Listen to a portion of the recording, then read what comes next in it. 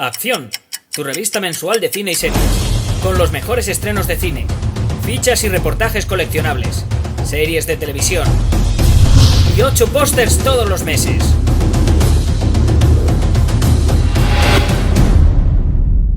Búscala en tu kiosco.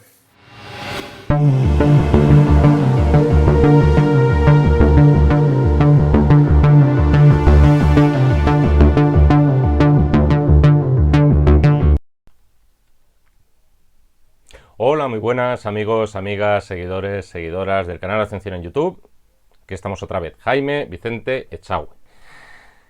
Hoy comparezco a petición de Eduardo. Eduardo nos ha pedido que hablemos de una película del año 1965, dirigida por Norman Jewison, una película con gran reparto: Steve McQueen, Edward G. Robinson, Karl Malden, Tuesday Well, Anne Margaret, una película titulada El Rey del Juego en castellano, aunque yo creo que The Cincinnati Kid, el chico de Cincinnati, es como ha acabado siendo más conocida la película. Por otro lado, es el apodo además que tiene el protagonista. Es de esos casos raros en los que creo que se conoce más aquí en nuestro país esta película por el título original que por el título en inglés. Muchísimas gracias, Eduardo, por tu petición. Perdona el tiempo de espera, por supuesto. Creo que me llegó a principios del otoño pasado y hoy concretamente veo que no hace mal tiempo. O sea que echad cuentas. Gracias a ti, a todos los que me pedís películas, sobre todo por toda vuestra paciencia. Hace tiempo ya que hablé por encima, tuve la oportunidad de hacerlo, sobre Norman Jewison con motivo de una crítica a la carta de Jesucristo Superstar. The Cincinnati Kid es posiblemente su primera gran película, en todos los sentidos. Previamente había dirigido No me mandes flores, que era una comedia a la mayor gloria de la pareja conformada en pantalla por Rock Hudson y Doris Day. Y aquí podemos decir que muestra por primera vez, vamos a llamarlo, grandes pretensiones. Después, además de Jesucrist, es responsable de En el calor de la noche, de Justicia para todos, de Rollerball, película muy interesante, de Agnes de Dios, que fue una película muy polémica. Al final, son todas ellas películas empeñadas en ocasiones en denunciar ciertas desigualdades, es decir, tiene cierto eco de denuncia el cine de Norman Jewison, o poner el dedo en la llaga de diversos problemas sociales también. De algún modo, a Norman Jewison, quizás salvo esa película inicial o casi inicial con Rock Hudson y Doris Day, pocas veces le interesó el amor y lujo en el cine, sino más bien mostrar una cara B de la sociedad americana. Y creo que esto último, lo de la cara B, tiene su buen reflejo en El Rey del Juego.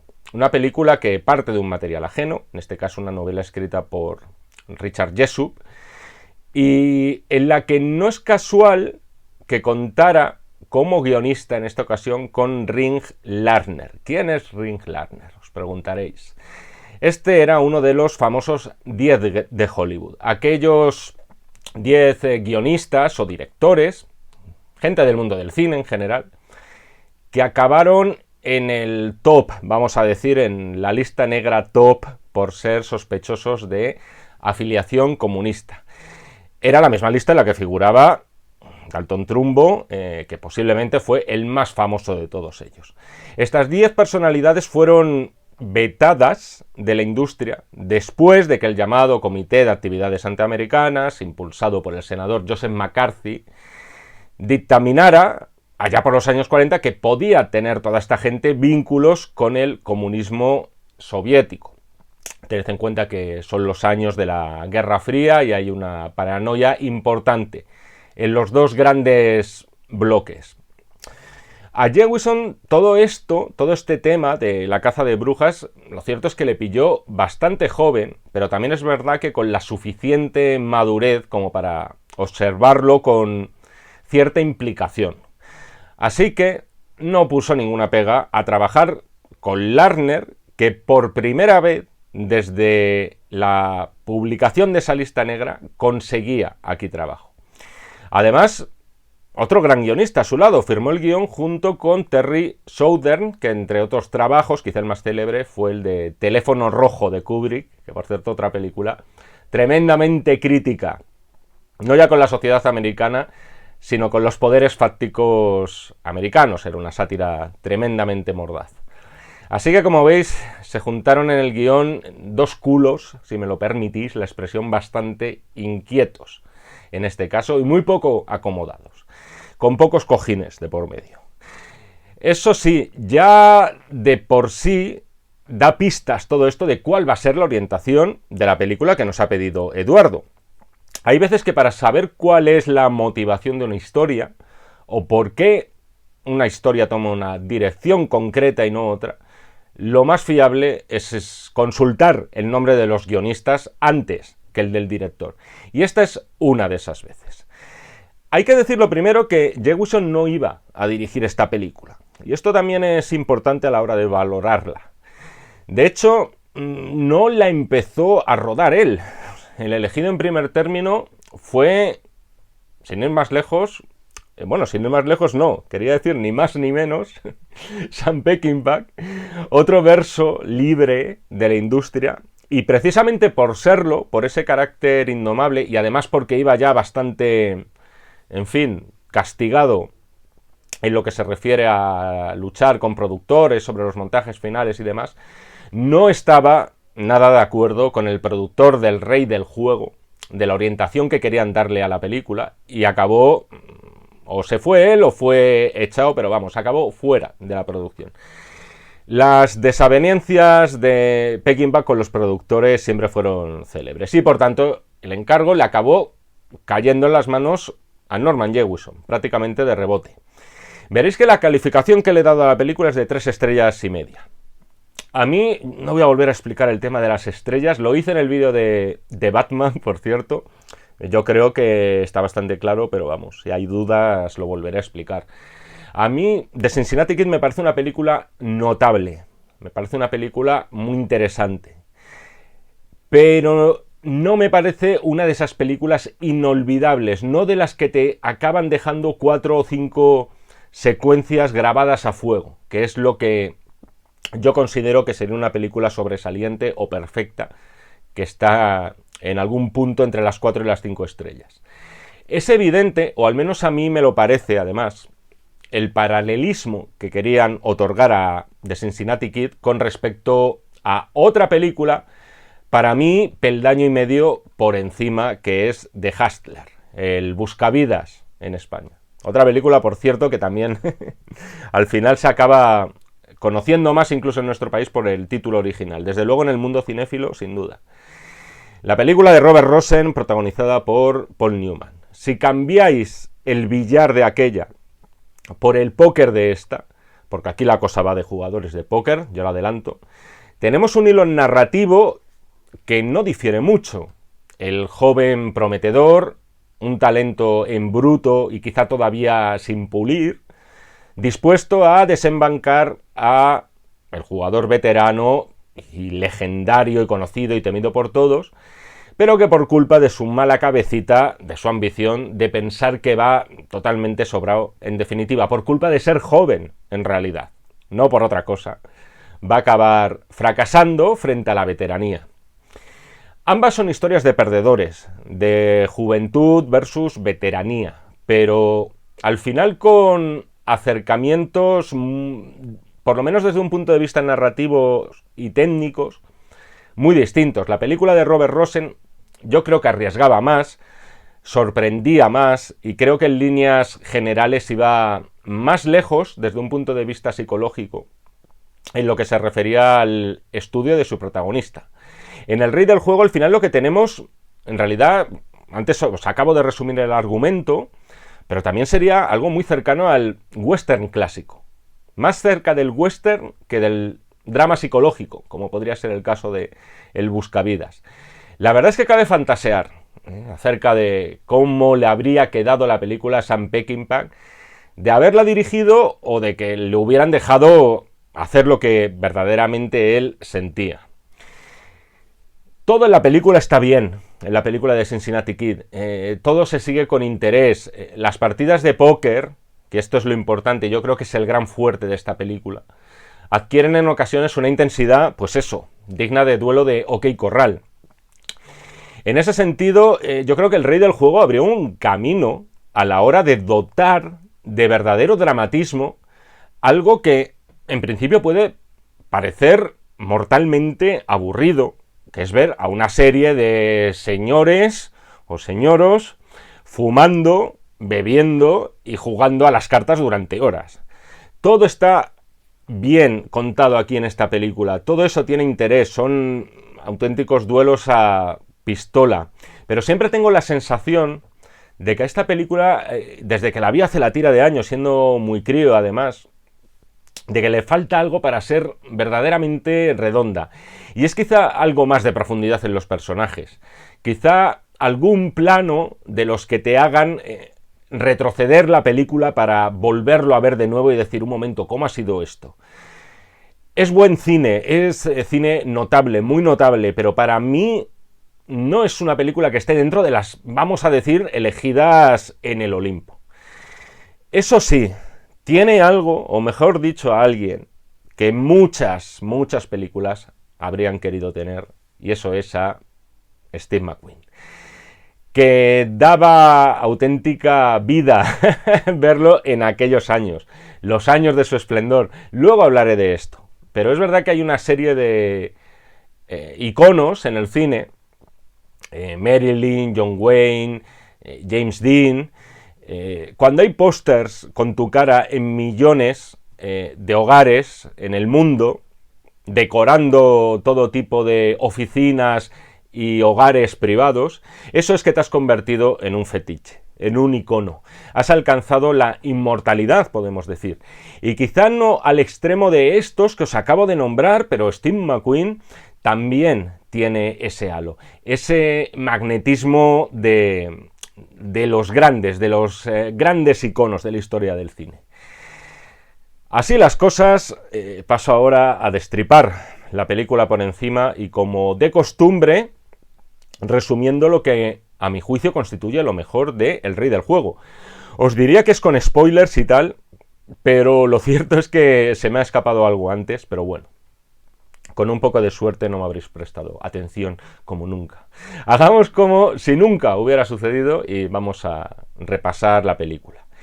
Esta es, para empezar, una película, y esto también es uno de los grandes atractivos, por lo menos las partes que están rodadas en exteriores, es una película nueva orleanesa y que comienza además con ese indudable funeral tan especial, con un jazz lento como banda sonora. La película está ambientada además en los años 30, una década en la que todavía hubo ecos de la Gran Depresión, y una época también en la que abundaban todo tipo de buscavidas, como es nuestro protagonista de hoy, que es Eric de Cincinnati Kid, Steve McQueen. La película se va a abrir y se va a cerrar igual, con Eric jugando con un chavalín negro que le reta a ese juego que consiste en tirar monedas contra una pared y ver cuál de las dos monedas se queda más cerca del muro. En esta primera ocasión, en esta primera partida que vemos, Eric gana, pero el chavalín se le queda mirando con ganas de algún día, el día más pensado, cuando menos te lo esperes, te voy a pillar. Insisto, este instante va a tener su reverso al final de la película. Y además es algo que explica muchas cosas, y una de ellas universal, y no solo referida a este inframundo de los tahúres y de los trileros. Unos vienen pegando fuerte y acaban desbancando a los que estaban antes que ellos. Y el hecho de que lo primero que veamos sea un entierro, por cierto, entronca precisamente con ese espíritu de que todo en esta vida, nuestro estatus, la posición que tenemos en un momento dado es circunstancial, que estamos aquí absolutamente de paso y con lo prestado. La siguiente secuencia es muy interesante porque te introduce a lo que va a ser el grueso de la película. Empieza con un plano cenital, es una timba, la cámara desciende, da un pequeño giro, se posa en los jugadores, vemos sus reacciones corta el plano y todos, nosotros incluidos, vemos a Eric en esa timba. Esta secuencia nos da pie a ver también ese tono que os decía antes de western moderno que tiene la película. A Eric le acusan de hacer trampas al principio y comienza entonces una persecución que acaba en una estación de trenes de mercancías. Esto también es... Seguimos tirando del hilo del western. Los trenes de mercancías además eran habitualmente el modo de transporte de los vagabundos durante la Gran Depresión, pero también se le escapa que es un leitmotiv habitual del cine del oeste. En este punto hay que mencionar la música de Lalo Schifrin, que echa mano especialmente de la armónica y en ocasiones parece fusionar el jazz más triste de Nueva Orleans, también con ciertos toques del género del oeste. Además con un tema principal que fue interpretado por el mismísimo Ray Charles. Schifrin era argentino y se acabó haciendo un hueco importante en el Hollywood de aquellos años. No solo en la gran pantalla, muchísimo en la pequeña pantalla, creando sintonías icónicas, como las de Misión Imposible, después recuperadísima y convertida ya en todo un cliché, o después Starsky y Hutch también. Hace años ya que, además, Schifrin es una figura reivindicadísima, sobre todo por introducir estilos como el bossa nova, el funk o el jazz, como ocurre en esta película, insisto, Nueva Orleans, una de las cunas del jazz, ¿no? Lo introdujo, quería decir, todos estos géneros en las bandas sonoras del cine. Valgan como ejemplo, por cierto, Harry el Sucio, Bullitt, película también, en fin, un póster, absolutamente, y de los grandes además, con Steve McQueen. Esta última, por cierto, creo que hay siempre alguien en los comentarios que la pide. ¿Para cuándo Bullitt? Oye, una crítica a la carta de Bullitt. Pues ya sabéis lo que tenéis que hacer. Por mí encantado de hacer Bullitt, cuando queráis. También hay que hablar ya aquí, y me lo quito de encima, y no por me lo quiera quitar de encima por falta de ganas, sino más bien lo contrario, porque lo quiero decir cuanto antes ya. Y además es una de las cosas muy buenas de Cincinnati Kid. Y eso es Steve McQueen. Y Steve McQueen como un icono. No era ni muchísimo menos el actor más expresivo del mundo, vale. Más bien lo contrario. Era de los más fríos del mundo, podemos decir, o por lo menos transmitía una extraña frialdad, ambigua en ocasiones. Y ese carácter es precisamente lo que le ha hecho a este tío hacerse un hueco entre los grandes. Steve McQueen era frialdad, era sobradez, era seguridad en sí mismo y era, y entendedme, lo que siempre se había entendido como virilidad y masculinidad. Ahora bien, con cierto estilo también, con una extraña clase, vamos a decir. Aquí hay un momento, al principio, que está con su novia, interpretada por Tuesday Well, está metido en la bañera con un cigarrillo. Y esa estampa, que casi en la totalidad de los mortales resultaría espantosa, y sería una cosa, en fin, grotesca de ver, y nadie pagaría una entrada por verlo, en este señor resultaba algo realmente cool, o sea, verle fumar en la bañera. La película de Jean-Paul Belmondo, de la que voy a hablar dentro de poco, ocurrió algo parecido. Hay que decir, además, que en este caso Steve McQueen también es verdad que no era la única estrella, aunque era la estrella del momento, pero estaba excelentemente bien rodeado. O sea, la estrella era él, ya había rodado La Gran Evasión, fue como un tiro, pero aquí contó con dos de los secundarios más maravillosos de la historia del cine, o mejor dicho, uno que por edad ya estaba más arrinconado a papeles secundarios y otro que lo fue siempre secundario. El primero de ellos, Edward G. Robinson, y el segundo, Karl Malden. Son de esos actores que, por lo menos en mi caso, el hecho de encontrártelos a mí siempre me hace quedarme un rato más en la película, aunque no me guste, pero digo, vamos a ver qué pasa. Si aparecen estos dos por aquí, algo bueno tiene que ocurrir. Me digo a mí mismo, ya me quedo un ratito. El personaje de Robinson va a ser no sé si el malo o el enemigo, pero sí el objetivo que Eric se va a poner entre ceja y ceja, que recibe el nombre de Lancy Howard. El nombre mola, por cierto. Y ahora mismo quiero decir, en el momento en el que transcurre la película, es el rey de las timbas de póker. Hay algo también en esta película, al hilo de lo que os decía antes, de esto que le interesaba mucho a Jewison, sobre las diferencias sociales y tal. Vemos diferencias de clase social entre el protagonista y el antagonista. A Eric le hemos visto en timbas de mala muerte, escapando de mala manera de una partida, correteando ahí entre vías de trenes, jugándose la vida. Y Edward G. Robinson le vemos, como siempre hemos visto a Edward G. Robinson, o casi siempre, en su hotel, impecablemente vestido, con ese porte, rodeado de lujo, como si la Gran Depresión no fuera con este hombre. Es sobre todo alguien con la seguridad y la sangre fría que solo otorga la veteranía. Hay un momento además en el que Robinson aparece con ese porte tan característico suyo. También te lo imaginas así, ¿no? Con su batín, no sé si ahora era rojo, pero si no algún color de estos como muy de un poco tipo gángster de los años 30, con su puro también a cuestas. Inolvidable en este caso. Mientras está también Karl Malden, que no aparece menos minutos que Edward G. Robinson, pero es verdad que no es tanto el antagonista. Una relación extraña la que hay entre él, de apodo Shooter, como tirador, y su mejor amigo, que es Eric Steve McQueen. Shooter en este caso también es jugador, pero ojito al personaje de su mujer de nombre Melba, y aquí interpretado por Anne Magret. Es un personaje femenino, vamos a decir que muy a los Sam Peckinpah. Los que estéis familiarizados con el director, con Peckinpah, sabréis por qué lo digo si veis esta película.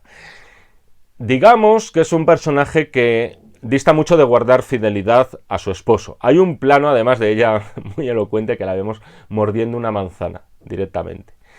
¿Va a haber rollito con Steve McQueen entre él y la mujer de su amigo? Sí, efectivamente lo va a haber, y quizá además en el momento más inoportuno. Y para Eric va a suponer, por otro lado, eso que os decía antes de la mala cabeza del personaje, un poco al estilo de Paul Newman en The Hustler. Va a suponer una distracción más que no estaba planeada y que le va a hacer torcerse de su camino.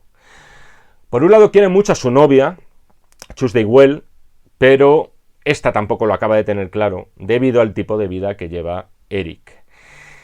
Hay, por cierto, un primer intento que me ha hecho mucha gracia, de temita, de Melba con Steve McQueen. Él la acompaña a su casa, ella aparece con su salto de cama, él parece que, oye, uno no es de piedra y empieza a ceder, la abraza, la besa, parece que tal, y de repente, ¡pah!, un azote en el culo, hasta luego, y le echa una sonrisita de, ahí queda eso, ahí te quedas. O sea, ese es un momento que dices, solamente muy pocos como Steve McQueen podrían hacerlo y que resultara convincente. Se repite, además, mucho en la película, esa frase, esa expresión que es be the man, ser el hombre, traducido literalmente, ser el número uno, convertirse en alguien, vamos a decir, en alguien importante, o sea, ser grande, y sobre todo es en no quedarse en un paria, en no quedarse en un pringao. Y eso va a ser, por un lado, la motivación, es lo que le hace al protagonista arriesgar cada vez más y más, pero por otro lado también va a ser la condena del protagonista, del personaje de Steve McQueen. Hay además un tramo de la película que os iba a comentar ahora, se me está yendo, es concretamente a toda esa secuencia, ya me viene, ups, hemos estado a punto, toda esa secuencia de la pelea de gallos. Es un momento que fue censurado, por cierto, en algunos países, porque lo que vamos a ver no tiene trampa ni cartón. Es decir, además es un recurso muy propio también de aquellos años 60. El mostrar el comportamiento animal, en este caso esa pelea de gallos a picotazo limpio, como una analogía de los protagonistas. De lo que se va a tratar aquí es de saber, permitidme un poco la ordinariez, quién mea más largo, ¿vale? La virilidad, el imponerse sobre los demás, el dominio del territorio, etc. Esto al final son temas, la gracia que tienen también estas películas que pueden haber pasado 50, 60, 70 años, pero es cierto que son temas universales. Todo en la película además está encaminado, no nos engañemos, a esa partida de cartas del final, pero no va a ser tan simple. Hay un personaje importante, de nombre Slade, interpretado por Rip Torn, otro secundario mucho menos conocido, por supuesto, que Malden y Robinson, pero también de los de esta cara me es muy familiar. Y este personaje quiere ver el personaje de Robinson, a Lancy, derrotado, y para eso hace un arreglo con Shooter, con Karl Malden. Él repartirá las cartas en la partida y quiere que favorezca a su amigo Eric. Por supuesto, él se niega al principio, Karl Malden, pero luego le amenaza con contar la verdad sobre su esposa. Está muy bien ese instante en el que empieza a contar a sus hijos la historia de Melba. Había una niña mala llamada Melba, etcétera, etcétera. Podéis figurar el historial de esta chica en sus años más mozos, iba a decir en sus años jóvenes, es muy joven ella. Así que Shooter acaba pasando por el aro, no quiere ese tipo de líos. Y eso sí, sin decirle absolutamente nada al protagonista. Curioso, ¿no? El personaje Karl Malden en realidad no le importa tanto el pasado de Melba, lo que haya podido hacer con su vida y con su cuerpo. Lo que le preocupa verdaderamente es que se sepa, ¿no? Él lo tiene, parece que más que aceptado. Por cierto, os puede llamar la atención que la partida de póker no es en la modalidad, no sé, la tradicional, entiendo, la que casi todo el mundo conoce, que es el Texas Hold'em. Este es el Stud Poker, en el cual algunas cartas se reparten descubiertas y otras no. Yo personalmente soy un neófito en estas lides, pero lo cierto es que Jewison sí que pone todo su empeño para que gente como yo más o menos entienda lo que está pasando, sobre todo gracias a las reacciones al final que tienen los personajes. Se desarrolla desde entonces una partida que cuesta saber cuántas horas puede abarcar en el tiempo. Esto es muy importante también, ¿no? Cómo se las arregla desde un punto de vista escénico, tanto el director como los responsables de escena, para transmitirnos efectivamente que todo ese lapso de tiempo enorme pasa. Son muchas horas, en todo caso, vamos a decir. Además, no solo están Eric y Lancy, por cierto, están acompañados, pero todos sabemos que el resto son convidados de piedra y que solo ellos dos van a acabar sentados frente a frente, como si fuera, insisto, otra vez más, en un duelo. Además hay alguna secuencia en la que juegan al póker sin jugar al póker. Esto también me ha resultado gracioso, con estrategia, vamos a decir, con guerrilla psicológica. Por ejemplo, en uno de los descansos que se toman, Lancy le pregunta al personaje de McQueen, a Eric, por si tiene novia. La misma novia que ya hemos visto que ha pasado olímpicamente de este chico. Y eso supone para Steve McQueen al final un punto débil, un pequeño golpe bajo. No sabemos si Lancy sabe cosas de su vida personal, no nos consta que sea así. No ha aparecido en ningún momento en el que él se entere de la vida privada de él. Pero parece que un tipo como este podría saber algo, porque es de los que se nota que gustan tenerlo todo bajo control.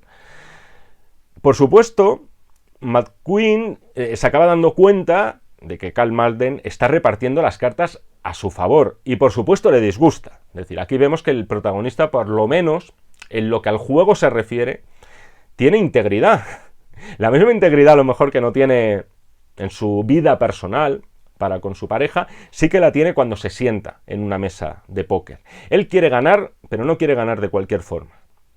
Después para mí hay una secuencia que yo la considero bastante pegote en la película, y es cuando justo después de esto tiene esa discusión con Karl Malden por el hecho de que le está favoreciendo adrede, sí que se acuesta con su mujer, con Melba. No sabemos exactamente para qué o por qué. O sea, en fin, puede figurar, pero vamos a ver si es por descargar tensiones entre mano y mano de póker o si lo hace para castigar a Shooter, además donde duele, ¿no? Además, para colmo, justo después llega la auténtica novia de Eric, que ve todo el pastel y se va de allí llorando. McQueen es tan frío que tienes serias dudas de que algo le pueda afectar, pero en realidad sí que le afecta. O sea, saber que su amigo se quiere beneficiar a su costa, que su novia le haya pillado en medio de un calentón con otra chica, o sea, hasta ese momento, además, él tenía la timba bajo su control. Sin embargo, como dicen después en la película, al final todo se reduce siempre a hacer el movimiento equivocado en el momento justo. Eric y Lancy empiezan a subir la apuesta. 3.000, 3.500, 5.000 dólares.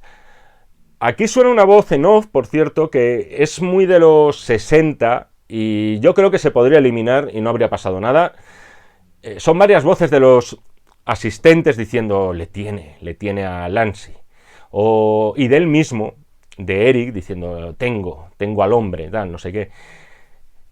Es un recurso, a ver, no es en plan, no especialmente le bajo la puntuación a la película por eso, especialmente, pero es verdad que es uno de los recursos que se quedan un poquito más anticuado. Las miradas, además, en este caso de todos, incluida la de Steve McQueen en ese momento, ya lo decían de sobra. Efectivamente no lo tenía, no tenía al hombre, no tenía a Lancy. Un brusco zoom nos hace ver los ojos de la jota de la baraja, que se mezclan con los ojos como platos de todos los asistentes. Muy sesentero también este efecto, revelando que Cincinnati Kid ha palmado la partida y que por tanto le debe 5.000 dólares al hombre. Pero el dinero es lo de menos al final para el protagonista. Lo que le duele es lo que le dice Edward G. Robinson. Eres bueno, pero mientras viva yo, vas a ser el segundo mejor. Él había entrado en esa partida pensando que saldría de allí coronado. Y sin embargo, al final acaba saliendo como uno más, como un nuevo súbdito del rey. Ser el segundo, por lo menos en este caso del póker, no te vale absolutamente de nada, siempre que haya uno por encima de ti. Acaba siendo, no el segundo, acaba siendo el segundón. Y su afán por ser el mejor en algo se ha quedado reducido a la nada. Es un esquema no muy diferente al de otra película que me disteis la oportunidad de hablar, que es 8 Mile, 8 millas, titulada en España. Que, a su vez, de algún modo, también era deudora del esquema de películas como Rocky y similares. Sin embargo, y como es obvio, con un final totalmente diferente. Por lo menos en comparación con 8 millas. Aquí, nuestro prota ha fracasado. Y hablando del final, para mí viene lo mejor, casi también, o de lo mejor, que es el epílogo. De hecho, nada más ver ahora el principio de la película, enseguida me acordé que el final acaba cerrando un círculo. De nuevo Cincinnati se encuentra con el chaval negro del comienzo. El chaval que le vuelve a retar con el juego de la moneda. El chaval con el que vuelve a aceptar esa apuesta y la tiran. Pero esta vez Cincinnati pierde la partida. Y el chico le dice la misma frase que Cincinnati le dijo a él al principio de la película. No estás listo para mí todavía. A esto se reduce todo. Al final, los jóvenes vienen empujando fuerte, a veces con demasiado ímpetu, pero es lo que toca para desembancar a sus mayores. Sin embargo, la veteranía, en este caso, como dice el tópico, y hablo en nombre de todos los veteranos, es un grado. Y hasta aquí la crítica a la carta de el rey del juego de Cincinnati Kid. Eduardo, 1.000.000 de gracias. Espero de corazón que te haya gustado esta crítica a la carta y espero que os haya gustado a todos en general. Ya sabéis, si queréis seguir viendo mi careto por aquí y escuchar esta vocecilla que Dios me ha dado, y hoy especialmente tirando a cazallera, no sé por qué, solo tenéis que ver las instrucciones un poquito más abajo para solicitar la película que queráis. Un poquito más arriba tenéis la posibilidad de bien suscribiros al canal o de bien uniros al mismo. Nos seguimos viendo en el canal de Acción Cine, si así me lo requerís, y por supuesto nos seguimos leyendo en este y en todos los que están por venir de los números de la revista Acción. Muchísimas gracias y hasta otra. Acción, tu revista mensual de cine y series, con los mejores estrenos de cine, fichas y reportajes coleccionables, series de televisión y 8 pósters todos los meses.